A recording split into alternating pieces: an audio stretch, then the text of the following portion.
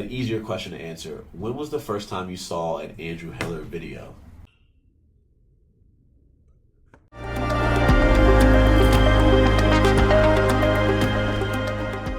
Yo, so I'm actually reverse engineering this video. I have the entire thing made up already. So I know that there are a couple things that I want to talk about. I know how long the thing is. I don't want to talk your ear off, and I'm going to tell you that it's about Kat Shear. She was on the Hungry Dog podcast. Kat Shear is a former games level judge. I think that she might still be a games level judge. She doesn't say in this podcast if she's still doing it, but she also has judged at competitions like the MAC. She's been a semifinal judge. She's also been on the online judging team. So we've made a bunch of videos talking about the process that is the online judging.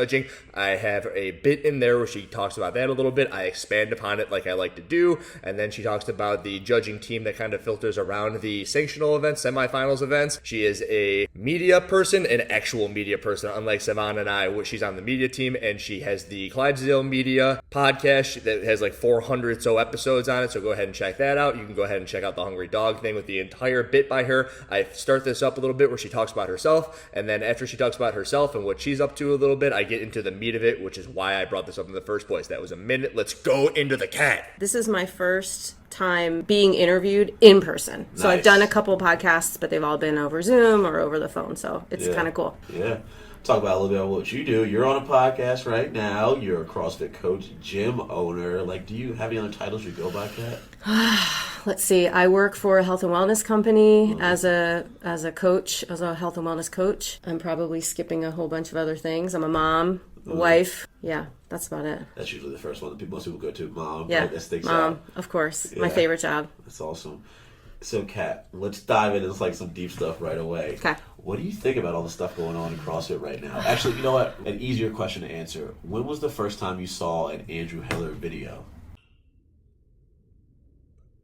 You remember what the first one was? It was probably 3 weeks ago, Okay. 4 weeks ago, So not around the time before you first that. started popping up? Yeah, and it was really, I had heard about him because he had done some things around steroid use and performance-enhancing drugs in the sport.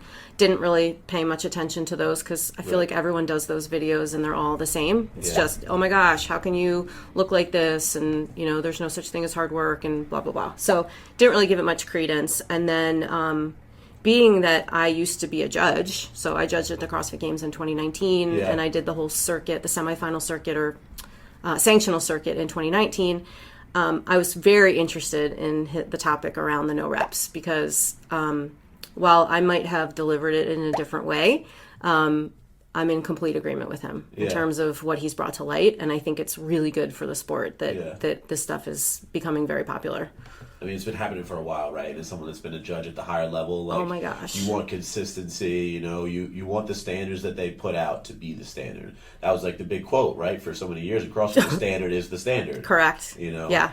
So from there, you see his first videos around steroids, and then you see the ones start to pop up of like people breaking the standards, like, and you're just in agreement right away. Yeah, pretty much. I mean, like I said, I don't love his style of delivery. I don't like the cuts into, you know, the Rock. It doesn't matter what you think. And all that kind of stuff. It's sort of annoying. And I feel like he definitely has a style. Pop style. And that's fine for him, right? That's what he's going to be carrying through for him to get bigger and gain some notoriety is sort of his angle and his gimmick, and that's fine. It's just not my taste. Right. I would just rather have the information and digest it the way I want to. But yeah, I mean, I've been an online judge for the Open, like for CrossFit. Yeah.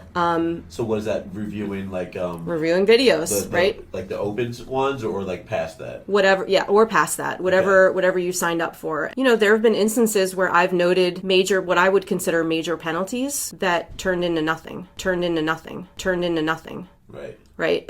You know, people that are notable in the CrossFit world, like big names in the sport, I have judged their videos. I have made commentary on their videos to the higher ups, and then nothing's come of it. Now, that doesn't mean that nobody saw my comments or that those were ignored, but maybe they just made a decision that wasn't going to be a major penalty or that wasn't going to be a problem, and that, you know, you have to hope that they are honest and doing it across the board consistently. Right. So this right here is the entire reason that I brought up the entire podcast with Kat, is because she said this part right here. It's what we've all been speculating upon. It's that this isn't the judge's fault. This is somebody above the judge's fault. There's somebody out there who is protecting the names that be. That isn't explicitly said here, but it doesn't take very much to draw the conclusion. Kat, being one of the judges who checks the online footage, so everyone submits the videos, right? They submit the videos. People like Kat and other judges who are in their positions are making notes, and they're saying, okay, so-and-so with so-and-so many followers on Instagram or so-and-so notoriety in the sport isn't doing the standard. Sends it up the ladder, because that's what you got to do. You got to send it up the ladder, and then you got to see what the people up the ladder have to say.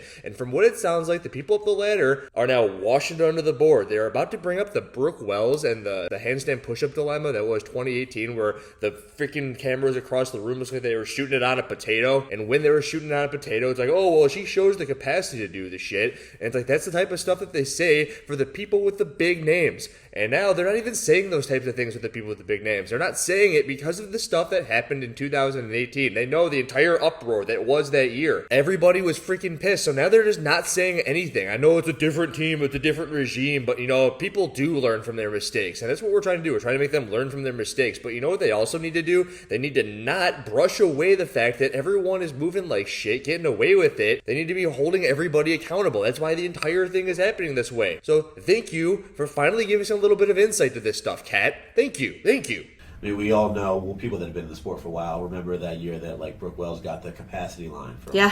handstand push-ups. And I think that set a lot of people off, right? And being really upset at the sport of CrossFit, the overreaching part of it, Or Camille LeBlanc-Bazinet in the total, right, with her strict press, Ooh, that was really not a strict press. Yeah. Leader at the third of the way mark, Camille LeBlanc-Bazinet, 125. That looked easy, and that's not a surprise. But there's a little bit of something that we're noticing there, though, was with the movement itself on that. Well, Brandon, one of the things that I noticed was that she pushed the bar up. We can see that she pushes the bar up, gives herself a little bit of daylight under it, and then allows the bar to bounce off the shoulders. In my opinion, that should be a no rep. Yeah. And I think it was. I actually think. I think Megan Burns was her judge. Oh. I think. Now, don't quote me on that. Yeah.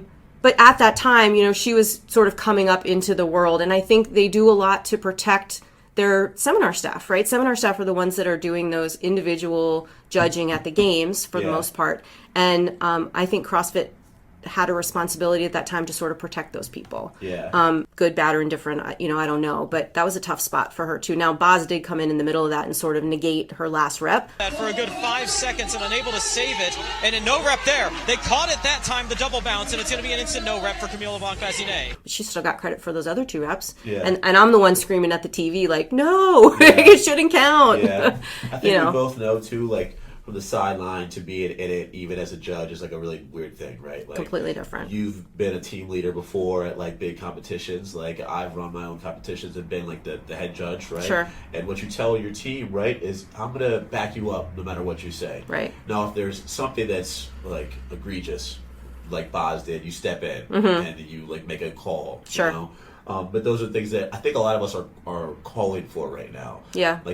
Okay, we respect your team, we respect the staff, we respect the judges, but sometimes the standard has to be the standard, and you have to come in and make that call. Exactly. Which is a difficult thing. So you tell me, what's so difficult about doing the right thing? You look at Camille LeBlanc-Bazinet. What's so difficult about that? Well, she just won the CrossFit Games. She was the poster child for CrossFit. Maybe a couple years removed from being the poster child, but she won the games in 2014. She's been known to throw a little bit of a hissy fit. We remember the squat snatch ladder, and you don't want to be the judge who's getting a hissy fit thrown at you by one of the big names in the sport. That's the issue with present day things. The judges are being overpowered by the athletes, and that should never be the case. We remember there was a Ryan Fischer instance where he was being no rep by a judge for bouncing a deadlift bar. He told the judge that he was going to fucking kill him.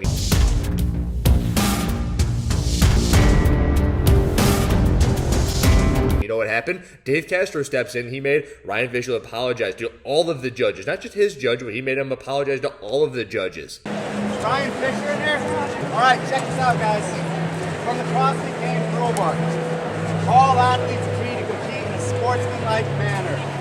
Unsportsmanlike behavior, such as arguing with an official or representative of CrossFit, taunting, heckling, fighting or any conduct which would bring disrepute upon CrossFit, the competition, or other competitors, or spectators, or event sponsors, as determined by CrossFit Inc., in the eyes of the viewing public or the CrossFit community, may be grounds for penalty, suspension, disqualification, removal from event, disqualification from future events, or legal action. Yesterday, this guy told the judge, "I will fucking kill you." We will not tolerate that shit here. You understand? I'm gonna give you one chance to stay in the competition. Where are the judges? Get all the judges over here. Judges, bring it in!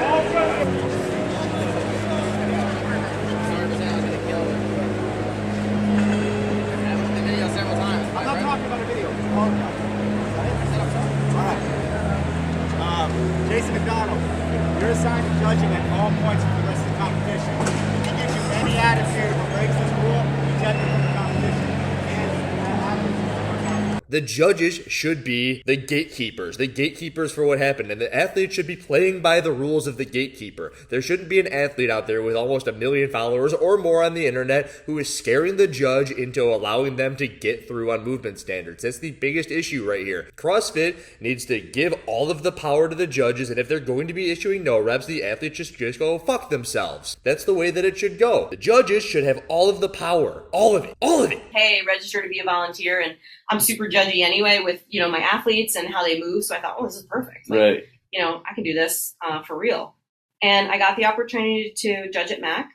And I guess I did a good job because it's the same people pretty much that run the judging sort of environment. Yeah. They move from sanctional to sanctional and semi to semi. So those group of people, I just got in good with them. I did what I was supposed to do. I didn't give them an attitude or anything, and I was pretty confident. That's awesome. In what I was doing. I didn't try to take selfies with the athletes and in the back and all that kind of stuff, because you get people that are trying to volunteer at things that just are super immature, and they're just like they're like fame whores, and they just the glamour hits them. And I can tell you that I have gotten pictures with 2 people in my entire career doing all of this stuff with CrossFit in the last 4 years.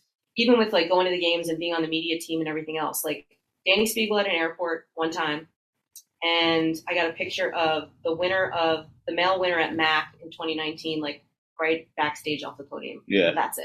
Yeah. And everybody else, even legit judges, will get selfies afterwards. They'll change their shirt and they'll put some lipstick on and they'll get selfies with everybody on the floor. Wow. So a couple of things here. One, I grabbed all of this because it's a bunch of good information from Kat on the Hungry Dog podcast. Number 2 is she appears to be one of the good ones. Kat has the Clydesdale Media podcast, does a bunch of good stuff for the sport. Also, she appears to be one of the good judges. So she brings up here that she signed up to be a volunteer judge at the MAC. They kind of go from competition to competition. They're going from Torium Pro to the MAC. They're doing so all on their own dime. What you're also going to hear here is that there are judges there who are doing it because they are fame whores. She's not saying any names, but you don't have to go very far to think that there are judges who just want to be close to these athletes. When you want to be close to these athletes, you also don't want to be the reason that they might not be getting to wherever it is that they're accustomed to seeing them. So if you're issuing a no rep to somebody that you really like, and she brings up Danny Spiegel, she said she took a picture of her in the airport, so let's just go ahead and say Danny Spiegel. Let's say that you're the biggest Danny Spiegel fan ever, and you're right there, you're judging her, she's doing wall balls, and she's not getting below depth. Are you really going to be the person who signed up in this competition to want to be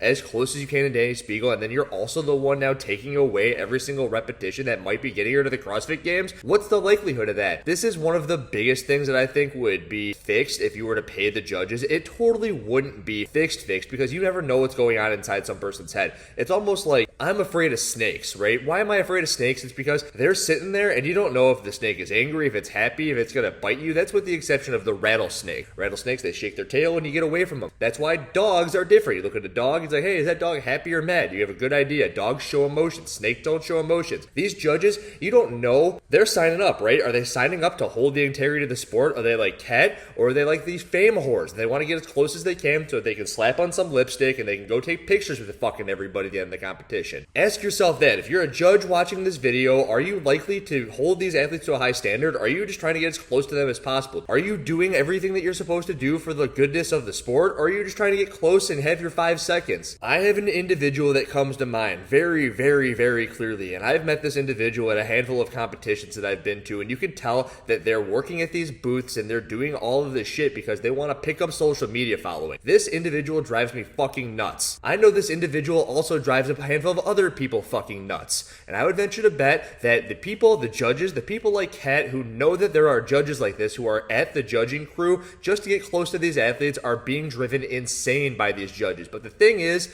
they need volunteers. CrossFit needs volunteers because they're not paying people. So the biggest thing that would be circumvented by the fact that you're paying the judges is that you can all of a sudden do a little bit of a weeding process. These people who want to be the glory whores and they want to be on the floor because they want to be close to the Danny Spiegels of the world, and that would be pushed out for people who will be holding up a higher standard. That doesn't mean that that can't change. You could be watching this right now and know that you're like, oh crap, yeah, I love taking pictures with the athletes. You can still take pictures with the athletes and hold them accountable. They might be less likely to want to take a picture with you, like the judge in that Ryan Fischer situation. Do you really think that that judge is going to walk up to Ryan Fischer afterwards and say, hey man, you want to take a picture? Because Ryan Fischer is going to tell him to get away from him. You ruined my life. But at least you were integrable. You were like in Dave Castro's limelight. Everyone likes you for doing the right thing. Be the person that does the right thing in these competitions. One person might dislike you, but why do you need the acceptance of one person who doesn't give a shit about you? One person whose only goal in life is to get to the CrossFit Games and probably also make a bunch of money, get as much promotion on their social media as possible. Do good for the rest of the athletes on the floor. If you're giving them repetitions, you're helping that one athlete that you like, but you're also hurting the other 39 or so athletes on the floor at that point in time. Do the right thing all the time. The right thing is the right thing all the time. So like when